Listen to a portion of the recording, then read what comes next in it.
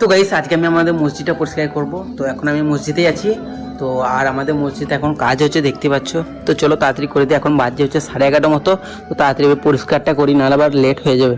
তো চলো এরপরে এই মানে জায়নামাজগুলো তুলবো, দিয়ে একবার ঝাড়টা দিয়ে দিই। তো চলো, তো গাইস এখন মাদুগুলো তুলে নিচ্ছে। তো গাইস জায়নামাজগুলো তোলার পর দেখতে পাচ্ছ কত নোংরা রয়েছে। তো চলো একবার ঝেঁটিয়ে দিই একবার, আরও ভালো করে নোংরাগুলো বার করে দিয়ে তারপর আবার জায়নামাজগুলো বিছিয়ে দেবো।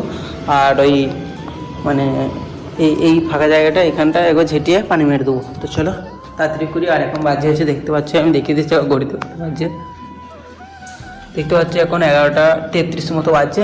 গাইস চলো তাড়াতাড়ি পরিষ্কারটা করি। তো গাইস দেখতে পাচ্ছ এইগুলো কত পরিমাণে ধুলো পড়ে গেছে দেখো। তো গাইস দেখতে পাচ্ছ কত ময়লা ছিল। ঝাড় দেওয়া কমপ্লিট, তো এরপর একে একে সব জায়নামাজগুলো বিছিয়ে দিই। তো গাইস ভেতরটা পুরোটাই পরিষ্কার হয়ে গেছে, এবার বাইরে যে নোংরাগুলো রয়েছে সেগুলো আবার ঝেঁটিয়ে বের করে দিই। এরপর বাড়িতে এসে গোসল করে জুম্মার নামাজটা পড়ে নিলাম।